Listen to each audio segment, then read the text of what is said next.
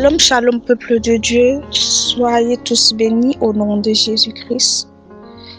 C'est la sœur Grâce Esther. Je viens partager avec vous des songes que l'Éternel m'avait permis d'avoir, que l'Éternel m'avait montré il y a de cela des années en arrière. Je dirais 3 ans, 2 ans ou plus de cela. Et le moment est venu pour que je le partage avec le peuple de Dieu. Et avant de continuer, je recommence ce moment de les mains du Saint-Esprit. Seigneur Jésus-Christ, toi qui es le Dieu Tout-Puissant, toi qui ouvres la bouche, Seigneur mon Dieu, des muets, toi qui révèles les choses cachées, toi l'alpha et l'oméga, Dieu Tout-Puissant, je bénis ton Saint-Nom pour ton amour, pour ta grâce, toi qui nous enseignes, toi qui nous révèles les choses cachées, Seigneur mon Dieu, toi qui nous annonces d'avant tout ce qui doit arriver, que la gloire te soit rendue au nom puissant de Jésus-Christ. Seigneur, que ton esprit soit avec ma bouche, soit avec mon esprit, au nom de Jésus-Christ de Nazareth. Amen. Chers bien-aimés, comme je le disais tantôt que j'avais eu à faire des songes sur le président russe qui était décédé dans ces songes-là. À plusieurs reprises, j'ai fait des songes sur lui où je voyais le président russe décédé. Et après cela, je voyais qu'il y avait la guerre. Et comme j'avais déjà partagé à plusieurs reprises sur cette chaîne que la guerre, je voyais la guerre arriver. La guerre, surtout en Russie, ça commençait en Russie. L'Éternel m'a permis de comprendre ces derniers temps-ci. Il m'a rappelé ce songe que je vais partager avec vous, l'un de ces songes, je dirais. L'un de ces songes, j'ai vu que le président Poutine, c'était comme si c'était à une conférence, mais c'était pas réellement dans une salle. C'est pas dans une salle et il y avait peu de gens, c'était des grandes puissances, des hommes des grandes puissances, à peine ils étaient peut-être à peine 10, je dirais.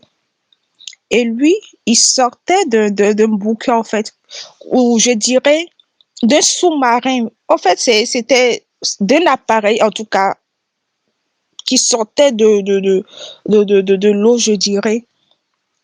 Et les autres, là, ils étaient là, ils attendaient, les autres l'attendaient. Et je savais dans mon esprit qu'on lui avait tendu, au fait, un piège.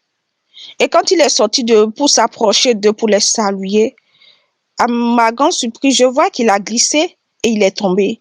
Quand il est tombé dans l'océan et on ne pouvait plus le retrouver. En fait, il était mort. Il était mort. Je te dis, le président est mort, le président est mort, le président est mort.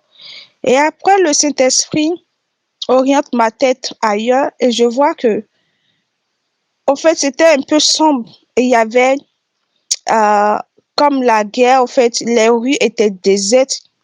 Les rues étaient désertes dans le pays et tout. Il y avait des feux qui étaient allumés un peu partout. Et je me suis réveillée de ce songe-là.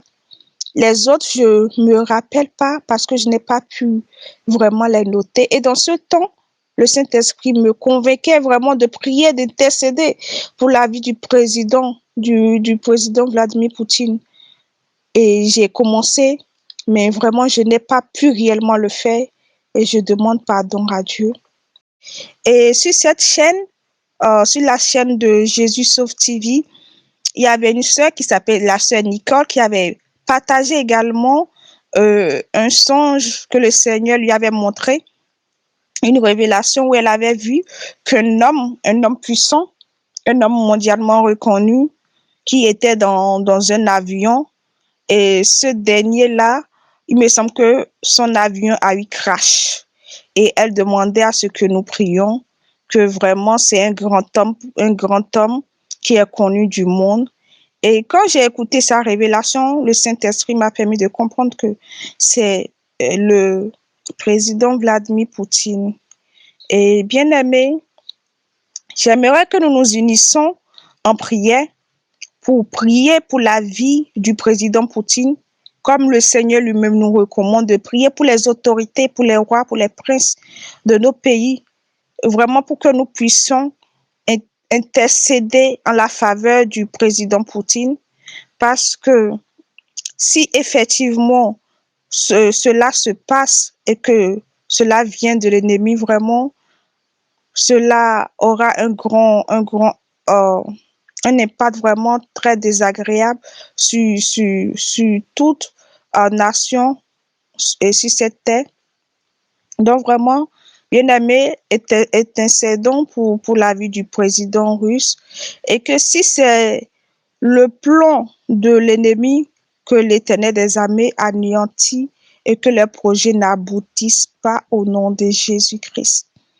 Mais si cela vient de Dieu, qu'il ait compassion de tout un chacun d'entre nous, du président jusqu'à nous-mêmes, les peuples, qui nous délivrent des ruses de l'ennemi, qui nous délivrent des projets que l'ennemi complote contre la terre entière.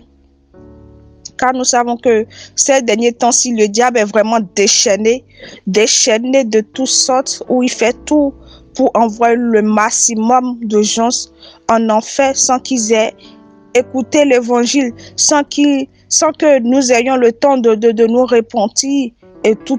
Vraiment que l'Éternel intervienne, que l'Éternel agisse vraiment, qu'il anéantit les projets de l'ennemi. Et comme vous pouvez le constater ces derniers temps avec les nouvelles, vous allez voir que il y a tension entre la Russie, l'Ukraine et les autres puissances, où déjà les États-Unis, la Belgique et autres ont commencé par déployer déjà des armées, des militaires, leur armée, au cas où il y aurait, selon eux, en tout cas une ingérence de la Russie en Ukraine et tout.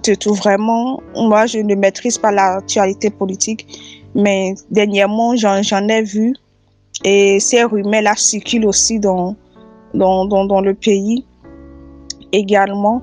Donc, bien aimé, ces temps-ci, c'est vraiment le temps pour que nous nous mettons en prière, pour que nous prions pour toutes choses, pour que vraiment nous menons une vie de sainteté, de sanctification, parce que l'ennemi est vraiment animé d'une grande colère.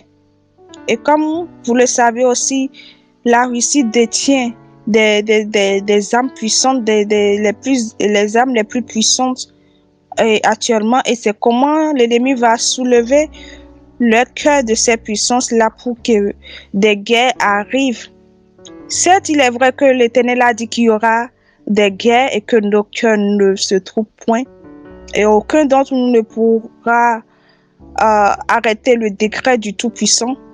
Mais quand même, si nous nous humilions et que nous implorons sa grâce, il interviendra et il sauvera un grand nombre d'entre nous, d'entre ses enfants et d'entre les païens également, pour que vraiment nous soyons sauvés et que nos vies soient restaurées.